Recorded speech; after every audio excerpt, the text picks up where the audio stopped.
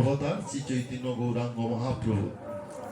ওই যে রাধার যে সম্পদগুলা এনেছেন, উনি রাধারানীর কাছে ঋণী হয়ে আছেন। তাই আমরা সেবা সঙ্গ, যেহেতু শ্রীমতী রাধারানী অধীনেশ্বরী, বৃন্দাবনের অধীনেশ্বরী হচ্ছেন শ্রীমতী রাধা ঠাকুরানী, আর রাধা ঠাকুরানীর ওই স্থলিতে বসে যদি আমরা আন কথা আন মন হয়ে বসে থাকি, তাহলে আমাদের নাম অপরাধ হয়, নাম অপরাধ হয়। হরি বল। আমাদের নাম অপরাধ আছে।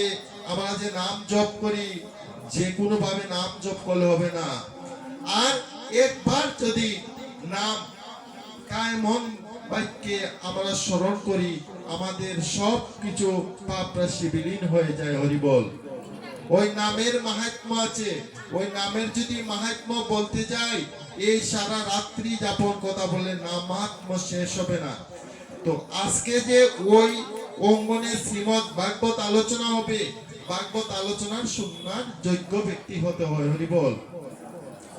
আমি মায়েদেরকে দৃষ্টি আকর্ষণ করেছি, একটা সন্তানকে যখন ভক্তি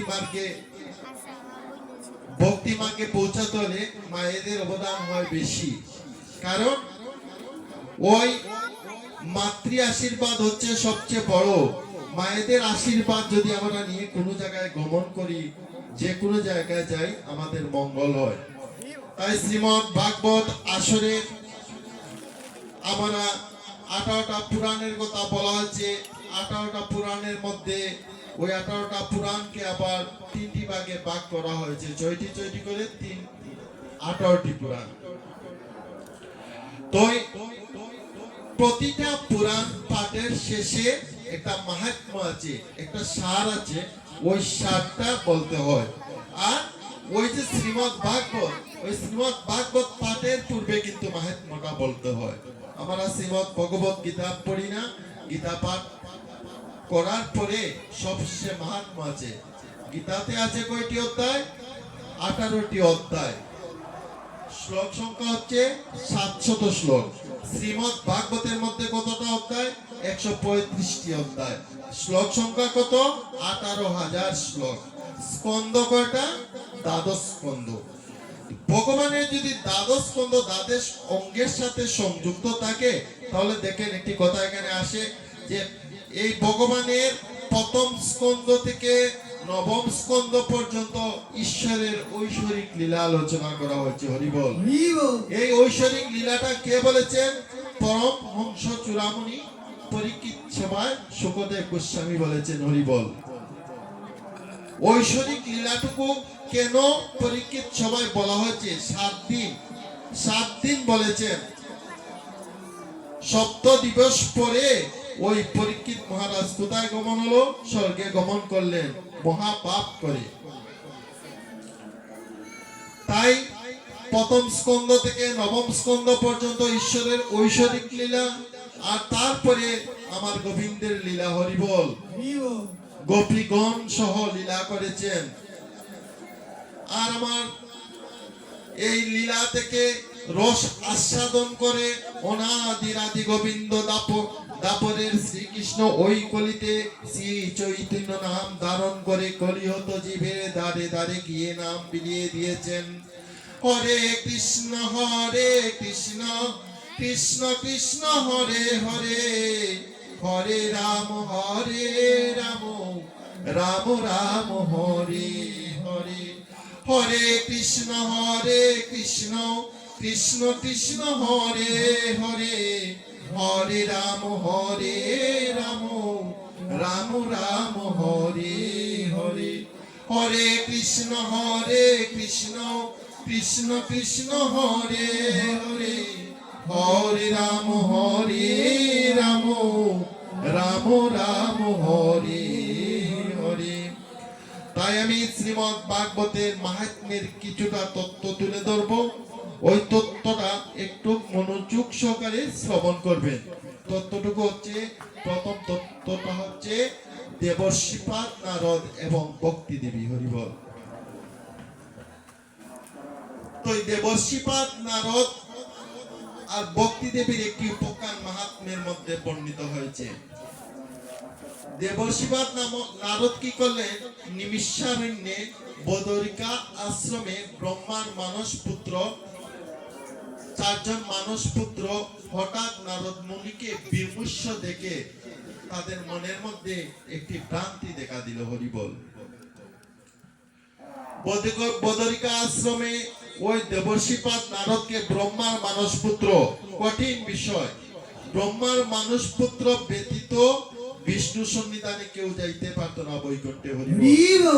বৈকুণ্ঠ হচ্ছে আমাদের বিষ্ণুর বাসস্থান, তিনি লক্ষ্মী দেবী সহ বৈকুণ্ঠে বাস করেন। বৈকুণ্ঠে যেতে হলে আমাদের অনেক কঠিন ভজন করতে হবে। তাই ব্রহ্মার যে মানস পুত্র, ব্রহ্মা হচ্ছে আমাদের সৃষ্টিকর্তা। তো সৃষ্টিকর্তা কি করলেন, ওই যে মানস পুত্রদ্বয় এমন ভাবে তৈরি করলেন, তাদের যদি শত সহস্র হাজার বৎসর হয়, তারা কিন্তু সাধারণ ছোট্ট বালকের মতো দেখতে লাগে। হরিবল। ওই ওনাদের আদির কৃপা, যার কোনো কয় নাই। হরিবল। তাই দেবর্ষিপাদ নারদকে বিমুষ্য দেখে সনকাদি মুনি চতুষ্ট বলেছেন, হে নারদ মুনি, তোমাকে এভাবে বিচলিত দেখা যাচ্ছে কেন? তদুত্তরে নারদ মুনি বললেন, হে সনকাদি মুনি ঋষিগণ, আমি বিভিন্ন তীর্থ সমূহ ভ্রমণ করতে করতে আমি কোনো শান্তি লাভ করতে পারতেছি না। তার কারণ কলিহত জীব, কলি সবাইকে গ্রাস করে ফেলেছে, ওরা কিভাবে মুক্তি লাভ করবে, তাই আমার মনের মধ্যে একটি চিন্তা। তখন নারদ ঋষি আবারও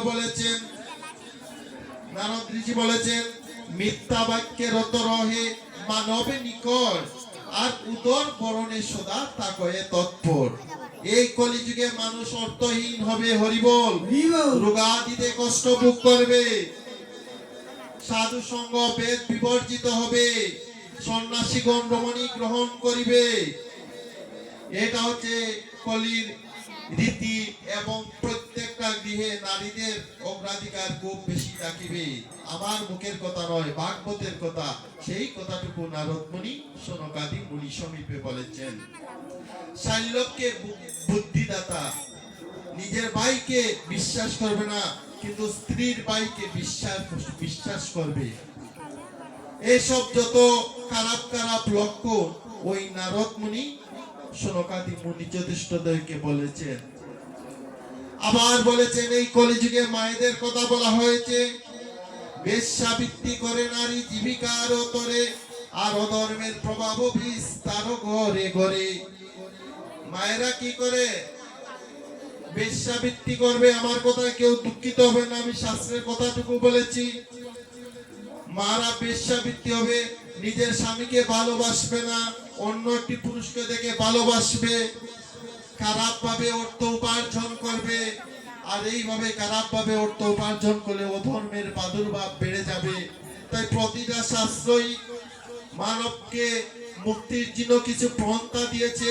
শ্রীমদ্ ভগবত গীতায় ৪র্থ অধ্যায় জ্ঞান যুগে ভগবান বলেছেন, যদা যদাহি ধর্মস্য গ্লানি ভবতি ভারত অভুত্থানম অধর্মস্যং তদাত্মানম সৃজাম্যহম পরিত্রাণায় সাধনাং বিনাশায় চ দুষ্কৃতাম ধর্ম সংস্থাপনার্থায় সম্ভবামি যুগে যুগে। যখনই অধর্মের প্রাদুর্ভাব, তিনটা কার্য করিবার জন্য ভগবান আমার এই ধরাধামে এসেছেন। যখনই অধর্মের প্রাদুর্ভাব বেড়ে যাবে, তখন ভগবান একটি রূপ নিয়ে আবার ধরাধামে আবির্ভূত হবে। তাই দেবর্ষিপাদ নারদ কি বলেছেন, এইভাবে কলির দোষ দেখিতে দেখিতে দেখিলাম যমুনার তীরে বৃন্দাবনে। তিনি যমুনার তীরে হাঁটতেছেন বৃন্দাবনে। সেখানে এমন একটি আশ্চর্য জিনিস দেখিলেন। কি দেখিলেন? একটি ষোড়শপর্ষিয়া রমণী দুইজন বৃদ্ধের সেবা করতেছে। হরিবল। একটা ষোড়শপর্ষী মানে একটা কুমারী মেয়ের মতো একটা নারী দুইজন বৃদ্ধ লোকের সেবা করতেছে। নারদ মুনিকে দেখে ওই রমণী করজুড়ে বলেছেন, হে সাধু বাবা, আপনি কে? নারদ মুনি বলেছেন, শুনো মা, তুমি কে, তোমার একটু পরিচয় দাও। তখন ওই রমণী বলেছেন, হে সাধু বাবা, আমি হচ্ছি ভক্তি দেবী, আর ওই যে বৃদ্ধ জরাগ্রস্ত দুইজন ব্যক্তি দেখছো, ওরা হচ্ছে আমার দুইজন পুত্র, জ্ঞান আর বৈরাগ্য। হরি বল। ওই দুইটা পুত্রের নাম হচ্ছে জ্ঞান আর বৈরাগ্য। নারদ মুনি তো অবাক, 15 বছরের একটা নারী আর ওই যে বৃদ্ধ দুইটা পুত্র, ওই একটা মার 15 বছরের পুত্র কি বুড়া হয়ে যায়? ওইটা হচ্ছে কলির দোষ। পাপে পাপাচ্ছন্ন হয়ে গেছে, জ্ঞান বৈরাগ্যের অভাব পড়ে গেছে, ভক্তির অভাব পড়ে গেছে। আজকে এখানে শ্রীমদ্ ভাগবত কথা আলোচনা হবে, এখানে কত ভক্ত সমাগম হওয়ার কথা ছিল, কিন্তু মনের মধ্যে অহংভাব, যখনই মনের মধ্যে অহংভাব ঢুকে যাবে, তখন ধর্ম কর্মস্ব প্রসাদনে পতিত হয়ে যাবে। হরি বল। সকল নদী নালা যখন সমুদ্রে পতিত হয়, আমরাও সেই সমুদ্রে পতিত একদিন হতে হবে, কারণ কলিগুলো তিমির আমাদেরকে গ্রাস করে ফেলেছে। দিনের বেলা আমরা সদাই ঘুরে বেড়াই, আর রাত্রি হলে কি করি? সবাই একটু লুকোচুরি করি। তাই উত্তরে তখন ওই ভক্তি দেবী কি বললেন? উত্তরে দেবর্ষিবাদ বললেন, ওই ভক্তি দেবী ওই জ্ঞান আর বৈরাগ্যের মুক্তির উপায় যাচ্ছে নারদ মুনির কাছে। হে প্রভু, আমার পুত্রদেরকে একটু কৃপা করো প্রভু, ওই পুত্ররা কিভাবে জীবন চালিত করবে? তদুত্তরে দেবর্ষিবাদ নারদ কি করলেন? তখন বলেছেন, আগত হয়েছে কলি যুগ ভয়ঙ্কর, আর সমুদয় সৎকর্ম বিনাশে তৎপর। নারদ মুনি বলেছেন, আগত হয়েছে কলি যুগ ভয়ঙ্কর, আর সমুদয় সৎধর্ম বিনাশে তৎপর। যুগ তপস্যাতে লুপ্ত হইয়াছে, এই কলিযুগে যুগ তপস্যা লুপ্ত হইয়াছে, সব শেষ। সকলেই অসুরের মতো আচরণ করিতেছে। দেখবেন কেউ কাউকে ভালোবাসে না, অসুর। অসুরের মধ্যে জ্ঞানহীন ভক্তিহীন যা, সে হচ্ছে অসুর। তাই সকলেই অসুরের মতো আচরণ করতেছে। সাধুদের দুঃখের শেষ নাই। হরি বল। সাধু লোকদেরকে দেখে ভালোবাসে না, তারা সদাই ঘুরে বেড়ায়। দুষ্টেরাই আনন্দে বাস করিতেছে। যারা দুষ্ট ব্যক্তি তারা খুব আনন্দে বাস করতেছে, আর যাদের মন সহজ সরল তাদের দুঃখের শেষ নাই। এইটা হচ্ছে দারুণ কলিকাল। হরি বল।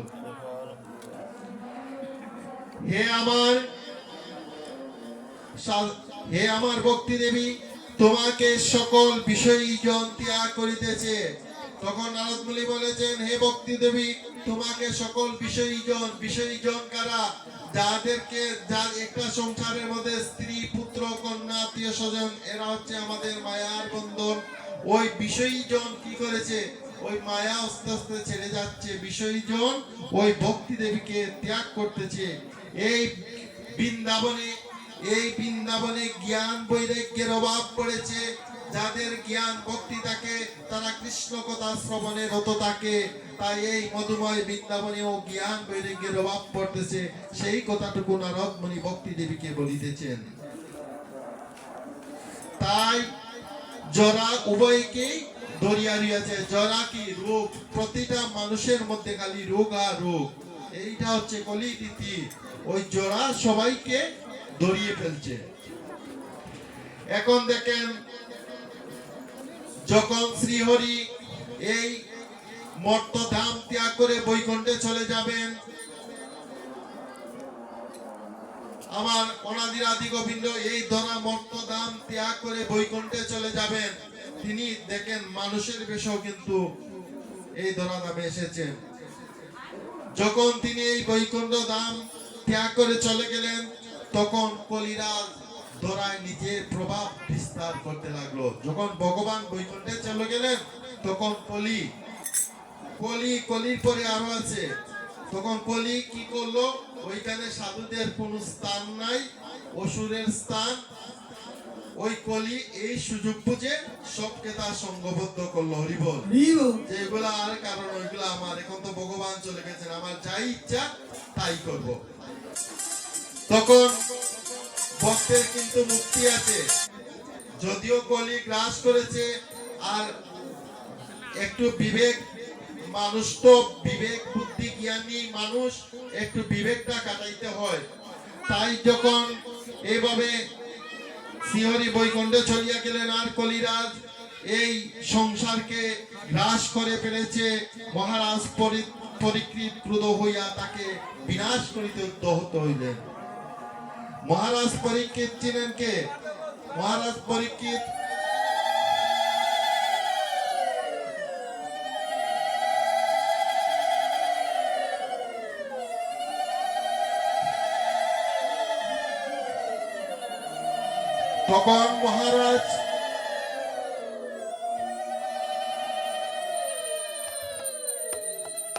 তখন মহারাজ পরীক্ষিত ওই ক্রুদ্ধ হইয়া কলিকে হত্যা করার জন্য উদ্যত হলেন। কলি কি করলো? কলি এমন একটি বুদ্ধি করলো, দেখলো তার বাঁচার কোনো উপায় নাই, তিনি রাজা পরীক্ষিতের চরণে গিয়ে পড়ল। রাজা পরীক্ষিত ছিলেন দয়াবান, তিনি কি করলেন? তাকে কৃপা করে তার গুণ বিচার করিয়া তাহাকে বিনাশ করিলেন না। তার এমন একটি বুদ্ধি কাটাইছে ওই পরীক্ষিতের কাছে, তার গুণ বিচার করে পরীক্ষিত রাজ কলিকে বিনাশ করলেন না। তপস্যা, সমাধি ও যোগের দ্বারা যে ফল লাভ করা যায় না, কলিতে কেবল হরিনাম সংকীর্তন করলে সেই ফল লাভ করা যায়। হরিবল। কলিতে যদি তপস্যা যোগের দ্বারা যা কিছু লাভ করা যায় না, শুধু হরিনাম করলে সেই ফলটুকু অনায়াসে লাভ করা যায়। শ্রীমৎ ভাগবতের সারেকন বিনিষ্ট, এই যে ভাগবত কথা এখানে আলোচনা হবে, যতক্ষণ আলোচনা শুনবেন ততক্ষণ ভালো লাগবে, আর যখন ওই সভা থেকে চলে যাবেন তখন বিষয়ী জন আপনাকে বিভিন্ন বিষয় তুলে ধরবে, আর হরির কথা কি শ্রবণ করলাম সব রসা তুলে চলে যাবে, আর আমরা মহা অপরাধী হয়ে যাব। তাই ওই ভাগবতের সারেকন বিনিষ্ট, বিষ শূন্য তুষের মতো পড়িয়া রয়েছে, অর্থের রূপে বিপ্রগণ শ্রীমৎ ভাগবত কথা কীর্তন করতেছে। হরিবল। টাকা রোজের দান্দায় দেখবেন অমুক জায়গা থেকে অমুক পাঠক আসছে, ওনাকে 2 লক্ষ টাকা দিতে হবে, এইটা হচ্ছে আমাদের ধর্ম। অমুক জায়গা থেকে এত গাড়িটা ভাড়া দিয়ে আসছে, ওনাকে এত টাকা দিতে হবে, এইটা হচ্ছে অর্থের লোভে বিপ্রদাদি ভাগবত কথা শ্রবণ করাইতেছে। এখন উগ্র পাপকারীগণ যারা বেশি বেশি পাপ করে, তারা তীর্থা দিতে বিভিন্ন তীর্থে গিয়ে দেখবেন ডাকাইতের বাসস্থান। বড় বড় তীর্থে ডাকাইতের কেন বাসস্থান? ওই যে তীর্থে যখন যারা যায় তখন তারা বিভিন্ন ধন রত্ন চুরি করে। আমি গত বছরের আগের বছর প্রণাতীতে শ্রী অদ্বৈত প্রভুর আশ্রমে গেলাম, আমার চোখের সামনে হাজার হাজার চুরি ডাকাতি হচ্ছে। হরিবল। চুরকে চেনা যায় না, চুর সাধুর বেশে চুরি করতেছে। কি করতেছে? ওই আমার অনাদিরা দীনবৃন্দের সব কিছু পিলিয়ে চুরি করতেছে। একজন তো আছেন যিনি সর্বন্তর্যামী, সর্বদিক যিনি দর্শন করতে পারেন, ওনার চোখে কি পাখি দেওয়া যায়? ওনার চোখে পাখি দেওয়া যায় না। তাই দেখেন, কাম ক্রোধ মহালোভ প্রভৃতির দ্বারা সর্বদাই বিচলিত হইতেছে যারা, তাহারাই তপস্যায় প্রবৃত্ত কারণে তপের প্রভাবে নষ্ট হলো বর্তমানে। আপন চিত্তকে, এই যে আপন একটি দেখেন সভা কিন্তু ভেঙে যাচ্ছে, আপন চিত্তকে সংযত না করিয়া দম্ভ লোভাদিতে মুগ্ধ হইয়া পাষণ্ডিগণের আশ্রয় গ্রহণ করিতেছে। এখন দেখবেন সাধু বাবা শেষ নাই, ললাটে তিলক, গলে বনমালা, আর হাতের মধ্যে নামের ঝুলি। কাম হবে না। একটি গানের মধ্যে বলা হয়েছে, শুধু হরি বলে ডাকলে কি আর হরি কি আসে, হরি আমার প্রেমের গুরু, প্রেম ভালোবাসে। শুধু হরি বলে ডাকলে কি আর হরি কি আসে, হরি আমার প্রেমের গুরু, প্রেম ভালোবাসে। ওরে জল জল বলে কাঁদেলে পরে, জল জল বলে কাঁদেলে পরে, পিপাসা কি শান্তি হয় রে, হরি কি আসে। শুধু হরি বলে ডাকলে কি আর হরি কি আসে। হরি শোনে কি সম্বন্ধ, জানলে না তার ভালো মন্দ, অন্তরে নাই প্রেমের গন্ধ, বুলাবে কিসে? হরি বলে ডাকলে কি আর হরি কি আসে? কপট রইল পেটে পেটে, সাধু সে জ্যোতিল কেটে, তুমি ঝুলি নিয়ে বেড়াও হেঁটে কোন সাহসে? হরি বলে ডাকলে কি আর হরি কি আসে?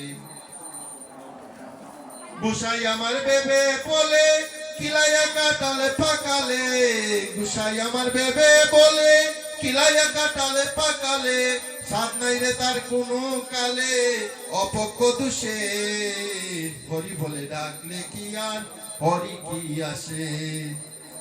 তাই দেখেন ওই গানের মধ্যে বলা হয়েছে কি, এমন একটি সংসারে আমরা পিতার কথা পুত্র শুনে না, পুত্রের কথা পিতা শুনতে হয়। কি করে এই যুগধর্মের এই নামের মহিমা প্রকাশ করিবার তরে কি করে পিতাকে বুঝায় না, পুত্রকে বুঝিয়ে নিয়ে চলে যায়। হরি বল। পিতা সারা জীবন মাথার গাম পায়ে ফেলে কষ্ট করে সংসারটা তৈরি করলো, আর আরেকজন ধর্মপ্রাণ ব্যক্তি এসে ভগবানের নাম গুণগান করিতে করিতে নিয়ে গেল। যদি এইভাবে ধর্মটা এত সহজ হতো, আমার নারদ মুনি কত ভক্ত পেয়েছেন, সবাইকে তো নিয়ে যেতেন। তাই হরি কথা, কৃষ্ণ কথা আস্বাদন করতে হলে আমাদের মনোযোগ সহকারে শ্রবণ করতে হয়। শ্রবণম কীর্তনম বিষ্ণু, শরণম পাদসেবনম, অর্চনম বন্দনম, দাস্যম শক্নম আত্মনিবেদনম। আমাদের 9 প্রকারের ভক্তি আছে, আমাদের নববিধা ভক্তি আছে। শরণম কীর্তনম বিষ্ণু, শরণম পাদসেবনম। শ্রবণ করতে হবে, শ্রবণ করে কীর্তন করতে হবে। শ্রবণম কীর্তনম বিষ্ণু, শরণম এমন একটি রূপ স্মরণ করলাম, শরণম পাদ সেবনম ভগবানের পাদ প্রক্ষালন করলাম, অর্চনম অর্চনা করলাম, বন্দনম দাস্যম হে প্রভু আমার দেবার মতো কিছু নেই, আমার 2টি নয়নের জল আছে প্রভু। আত্মনিবেদন, আমরা যদি মহাপাপী হয়ে যাই, ভগবানের কাছে যখন 2 হাত প্রসারিয়ে আমরা ভগবানের জয়ধ্বনি দেই হরি বল, তখন ভগবান আমাদেরকে সব হরি বল। তাই আমরা আমাদের সময়টা চলে যাচ্ছে, অনেক কথা ছিল আলোচনা করার, আসলে ভক্ত সঙ্গ না হলে কোনো কিছু আলোচনা করা যায় না। ভক্ত সঙ্গ, ভগবান ভক্তকে ভালোবাসেন, ভালোবাসেন বিদায় ভগবান বলেছেন ভক্ত আমার মাতা পিতা, ভক্ত আমার গুরু, ভক্তি আমার নামে রেখেছে পাঞ্চা কল্পতরু। ভক্ত আমার মাতা পিতা, ভক্ত আমার গুরু, ভক্তি আমার নামে রেখেছে পাঞ্চা কল্পতরু। ভক্ত আমার মাতা পিতা, ভক্ত আমার দাস, ভক্তে কা আইলে খাই নহে উপবাস। যে ভক্তে ডাকে আমায় অরণ্যে বসিয়া, তাহার আহার যোগাই আমি মস্তকে করিয়া। ভগবান কি করেন? ভক্তের জন্য ধারে ধারে ভিক্ষা করেন। ভগবান ভক্তের জন্য ধারে ধারে ভিক্ষা করেন, ভগবান ভক্তকে রক্ষা করেন। তাই আমি ছোট্ট একজন ভক্তর কথা বলবো, সেই ভক্তের নাম সবাই জানেন, ভক্ত প্রহ্লাদ। হরি বল। ভক্ত প্রহ্লাদ, আমি কোনো কিছু চাই না, ধনও চাই না, মানও চাই না, আদরও চাই না, মায়াও চাই না, কোনো কিছু চাই না। যার কাছে আমি আত্মসমর্পণ করেছি আমি তাকেই চাই। হরি বল। পিতা ছিল দত্ত, সেই দত্তটাও কিন্তু কোনো কিছু পাবার ফলে কঠিন তপস্যায় ব্রহ্মাকে সন্তুষ্ট করলো। হরি বল। কঠোর তপস্যা করে ব্রহ্মাকে সন্তুষ্ট করে সে বর প্রাপ্ত হলো যে এই ভূমণ্ডলে যেন তাকে কোনো কিছু বিনিষ্ট করতে পারে না। ব্রহ্মা বললেন তথাস্তু। কিন্তু দেখেন ওই দৈত্যের ঘরে এমন একটি ভক্ত আসলো কিভাবে, ওই যে সাধনায় সিদ্ধি লাভ করেছে বিদায় এমন একটি বল পেয়েছে। আমরা দুধকে দেখি সাধারণ দবদবে সাদা, কিন্তু ওই দুধটা থেকে যে কত কিছু আসে আমরা কিন্তু জানি না। এই যে শ্রীবাস অঙ্গনে আমরা বসে আছি, একজন মানুষকে ভালোবাসতে হবে। ওই শ্রীবাস অঙ্গনে বসলে প্রেম আসতে হবে, প্রেম না হলে ভালোবাসা তৈরি হয় না। তাই ভক্ত সঙ্গে প্রেমালাপন করতেছেন। আমার অনাদি আদি গোবিন্দ কি করলেন, 1600 কোটি গোপিনীদের সাথে প্রেমালাপনে ব্যস্ত, কিন্তু গোপীদের মধ্যে অহংকার ঢুকে গেল। আরে কৃষ্ণ তো আমাদের মতো মানুষ, আমাদের মতো কথাবার্তা করতেছেন, আমাদের মতো প্রেম করতেছেন। আমরা বলি না যে ভগবান প্রেম করেছেন, আমরা প্রেম করলে কি? তখন দেখেন ওই যে প্রেমের রাজ্যে প্রবেশের একটি প্রন্থা আসবে। আগামী করলো যখন আমাদের ব্রজলীলা শুরু হবে, হরিবল। প্রভাত সময় থেকে ব্রজলীলা ধাপে ধাপে ধাপে ধাপে চিড়ি পেয়ে 3 ঘন্টা পর পর একটা চিড়ি পার করতে হলে 3 ঘন্টা সময় অতিবাহিত করতে হয়, হরিবল। আমি ভুল বলছি না শুদ্ধ বলছি, আপনারা বিচার করবেন। কালকে একটা চিড়িতে 3 ঘন্টা সময় যাবে। ভগবানকে পেতে হলে ওই সর্বশেষে রাত্র যখন 12 ঘটিকা হয়, নির্ঝুম দৃঢ় সমুদ্র নীরব আতে বসতি বৃন্দাবন ধাম বিনপয় ধর পরিশন মর্জন চঞ্চল কর যুগশালী। এমন একটি সময় আসবে যে সময় সব কিছু তন্দ্রাচ্ছন্ন, মানে ওই ভাগবত কথায় কীর্তনে বসে আমরা ঘুমাচ্ছি। ভগবান বলেছেন, হে কলিয়ত জীব, তোমরা কালক্রমে সময় কাটাইও না। তখন ওই যে গোপিনীগণ কৃষ্ণ এমন এক সময় গোকুল ত্যাগ করে যখন বৃন্দাবনে গেছেন, এমন এক রজনীতে বংশীধ্বনি করেছেন। এই বংশীধ্বনিটা ব্রজ গোপী গণের কর্ণ কুহরে প্রবেশ করা মাত্র তার আনমনা হয়ে গেছে। যে যে কার্যে ছিল সেই কার্যে আর মতি নাই। চরণের কাজল নয়নে আর রন্ধনে দিত স্বাদের লবণ, দিচ্ছে চিনি, মানে আউলা জাউলা হয়ে সব কিছু সেরে ওই বাঁশির সুর শুনে এমন এক স্থানে প্রস্থান করিল। তো তাই একজন গীতিকার বলেছেন, এক পদ পঙ্কজ পঙ্কে লিপিত আরো পদ রঞ্জিত ঘুরে। তাদের কোনো চিন্তা চেতনা নাই, কোথায় গর্ত, কোথায় কাঠ, কোথায় কাটা। কৃষ্ণ সন্নিধানে যখন গেল, কৃষ্ণ বলেছেন, হে ব্রজগোপীগণ, এত গভীর রজনীতে তোমরা কেন এখানে এসেছো? তোমাদের তো স্বামী সংসার দায়িত্ববোধ আছে। এখন দেখেন আমার ভগবানের কাছে জ্ঞানের কথা আছে না নাই? ভগবানের কাছেও জ্ঞানের কথা আছে যে তোমরা কেন এত গভীর রজনীতে তোমাদের স্বামী সংসার চেয়ে আমার কাছে এসেছো। গোপীগণ তো চিন্তিত হয়ে গেল, আমরা কার জন্য আসলাম, আর এমন দায়িত্ববোধের কথা এখন শুনতেছি, এখন কি করা যায়? অন্তর্যামী ভগবান অন্তরের সব জিনিস জানেন। তখন গোপিনীদেরকে বলেছেন, ঠিক আছে, এসেছো যখন কিছু প্রেমালাপন শুরু হোক, হরিবল। প্রেমের কথা, এমন প্রেম, জাগতিক প্রেম না গো মা, পারমার্থিক প্রেম। যে প্রেম করলে আমরা ওই বৈকুণ্ঠে গমন করতে পারি।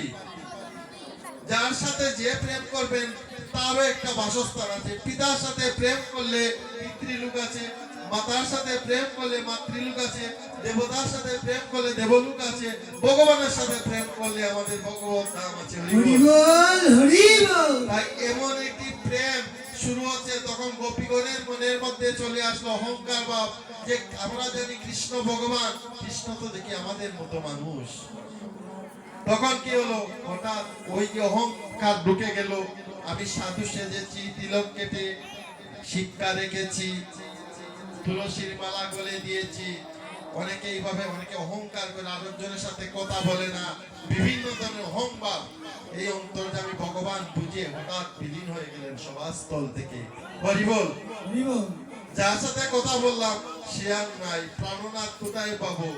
আর এই যে সংসারে যদি যায়, একজন বড় স্ত্রী যদি রাত্র 2 ঘটিকার সময় বাইর হয়ে আবার সংসারে যায়, ওই স্বামী কি তাকে পরীক্ষা করবে না? পরীক্ষা করবে না? আমার ত্রেতা যুগে রামচন্দ্র সতী নারীকে কতবার পরীক্ষা করলেন। কেন পরীক্ষা করলেন?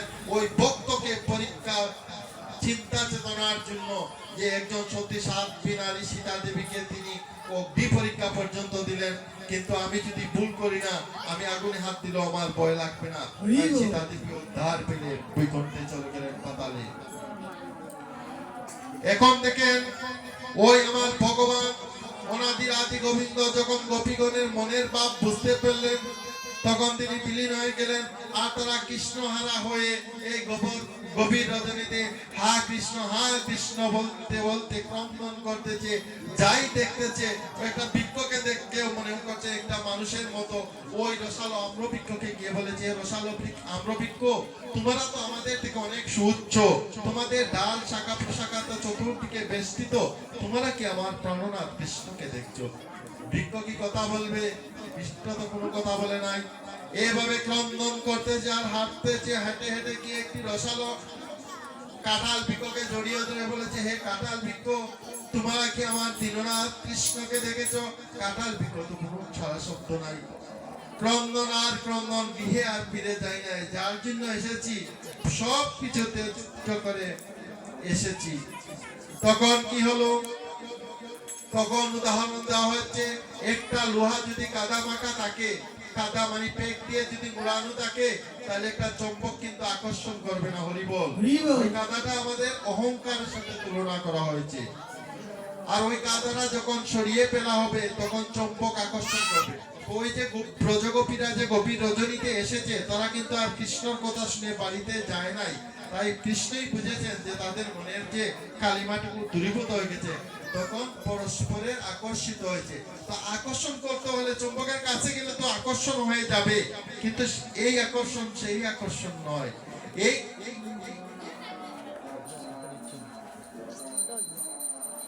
এই আকর্ষণটুকু সেই আকর্ষণটুকু নয়। এই আকর্ষণটা হচ্ছে তিলে তিলে, রন্ধ্রে রন্ধ্রে। হরিবল। প্রজা হঠাৎ এক ব্রজগোপিনী দেখলো কৃষ্ণের পদব্রজ চিহ্ন। ওই পদব্রজ চিহ্ন অবলোকন করে করে রাধা কৃষ্ণ ব্রজগোপীদের মিলন হলো। হরিবল। বৃন্দাবনের অধীনেশ্বরী বামে এক একজনের সাথে এক একজন কৃষ্ণ। এত কৃষ্ণ কোথায় থেকে আসলো?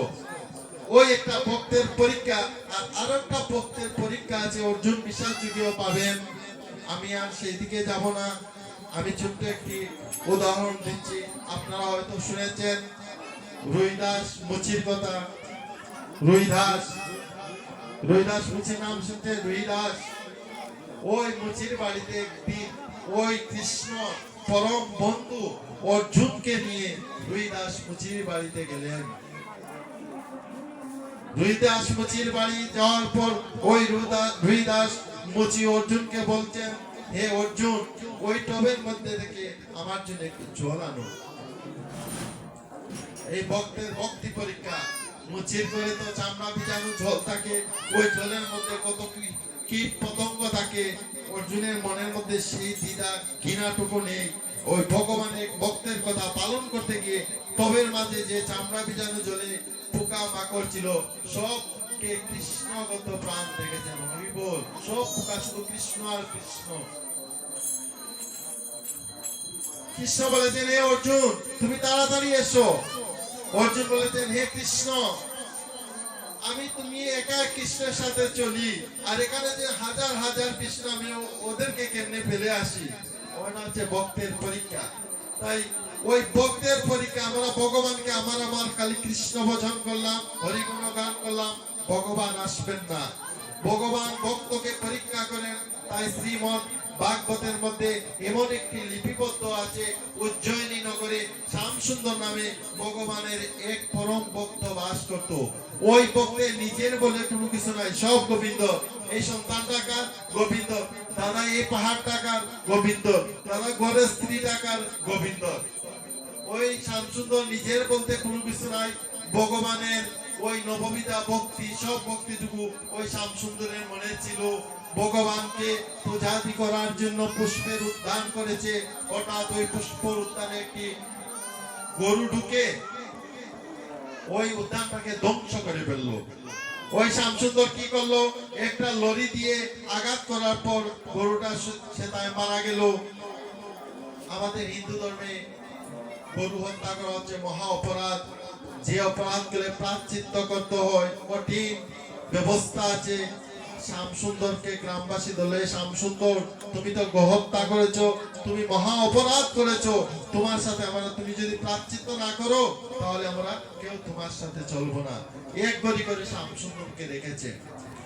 শ্যামসুন্দর ভাগবতের বিভিন্ন ধরনের শ্লোক উদ্ধৃতি দিয়ে গ্রামবাসীকে বোঝানোর চেষ্টা করতেছে। গ্রামবাসী কেউ কর্ণপাত করলো না, কারণ আমাদের পূর্বের ময়মুরব্বীরা অনেক সময় ভালো ভালো কথা বলেছে, এই কথাগুলোর ফল এখন আমরা ভোগ করতেছি। তখন কি করলেন, তখন শ্যামসুন্দরকে এক গরি করে রাখলেন গ্রামবাসী। এইদিকে ভগবানকে তো সবকিছু সমর্পণ করে দিয়েছে, ভক্তের অধীন ভগবান। ভক্তের দুর্দশা দুঃখ ভগবান সহ্য করতে পারেন নাই, তাই ওই শ্যামসুন্দর যে গোহত্যা করেছে, ওই গরুর যে হাড়ের মালা ভগবানের গলায় পরিয়েছেন। হরি বল। ভগবানের গলায় গরুর হাড়ের মালা। দেবশিবাজ নারদ ভ্রমণ্ডলে ভ্রমণ করেন, হঠাৎ ভগবানের সাথে দেখা হলো। যে গলায় গজমতির হাড়ের শোভা পেত, সেই গলায় কেন আজ হাড়ের মালা? নারদ আশ্চর্যান্বিত হয়ে গেল। তখন বলেন, হে প্রভু, যে গলায় গজমতির হাড়ের শোভা পেত, সেই গলায় হাড়ের মালা কেন? ভগবান ভগবান বলেছেন, নারদ ঋষি মনোযোগ সহকারে শ্রবণ করো।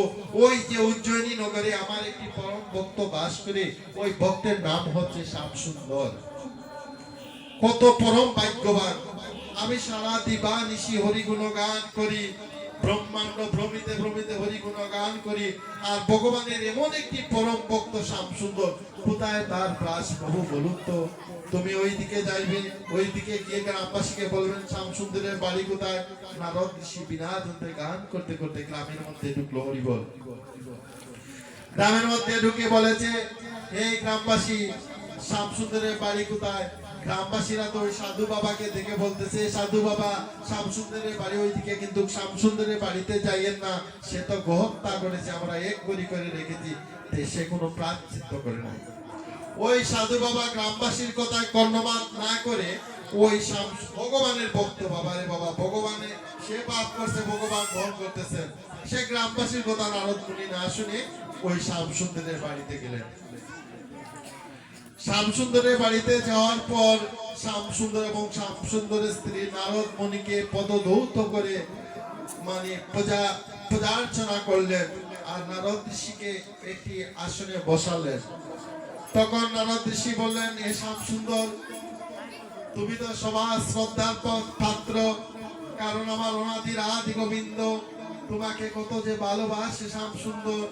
আমি সারা দিবা নিশি সব কিছু ত্যায্য করে হরিগুণ গান করে ভগবান সান্নিধ্য লাভ করতে পারলাম না। হে শ্যামসুন্দর, তুমি তুচ্ছ একটি কাজ করে ভগবানকে লাভ করেছো, তোমার মতো পরম ভাগ্যবান এই জগতে আর নাই। তখন শ্যামসুন্দরকে তিনি প্রশ্ন করলেন, হে শ্যামসুন্দর, তুমি তো ভগবানকে সবকিছু সমর্পণ করেছো, আমিও ভগবানকে সবকিছু সমর্পণ করে চিরকুমার ব্রত পালন করতেছি। আচ্ছা, তোমাকে একটি প্রশ্ন করি, শ্যামসুন্দর, তোমার যে গরু স্ত্রী আছে, ওই স্ত্রী টাকার তোমার না ভগবানের? যদি তোমার হয় তাই আমি চলে যাব, আর যদি ভগবানের হয়, আমি চিরকুমার ব্রত পালন করতেছি, আমি তোমার স্ত্রীকে চাই। হরি বল। শ্যামসুন্দর বলল, মহা বিপদে, কি করা যায়? এখন যদি ভগবানের বলি, আমার স্ত্রীটাকে নারদ মুনি নিয়ে চলে যাবে, আর এখন যদি আমার বলি, তাহলে তো আর কোনো গতি নাই। শ্যামসুন্দর চিন্তা করতে করতে বলল, স্ত্রীটা তো আমার। যেই বলল আমার, সেই ওই পরীক্ষার সময়ে ভগবানের গলা হাড়ের মালা শ্যামসুন্দরের গলা এসে ঝুললো। হরি বল। আর নারদ ঋষি ওই যে আমার আমার বলি আসলে ভালো না বললে চিন্তাধারা করি বলতে হয়, যে কিছু বলতে হয়। নারদ ঋষি বিনা পেজে হরি গুণগান করতে করতে বৈকুণ্ঠে চলে গেলেন। হরি বল। তাই আজকে ভাগবতী আসরে আমি কীর্তনিয়া বৃন্দের দৃষ্টি আকর্ষণ করেছি। সময় কারোর জন্য অপেক্ষা করে না, আপনারা যত তাড়াতাড়ি আশয় আসার জন্য আমি বিশেষ অনুরোধ করতেছি। তাই আমার ভাগবত পাঠে আর কথা বলা ঠিক না, অপরাধ, নাম অপরাধ হয়। আমি তো একজন সাধারণ মানুষ, আপনাদের যে সঙ্গ পেয়ে আমার এত আনন্দ লাগতেছে, ওই যে কৃষ্ণ কথাগুলো যে আমি এখানে বসে আপনাদেরকে শ্রবণ করাইতেছি, আমারও তো অনেক ভুল ত্রুটি হচ্ছে, আপনারা আমাকে ক্ষমা সুন্দর দৃষ্টিতে দেখবেন। তাই আমি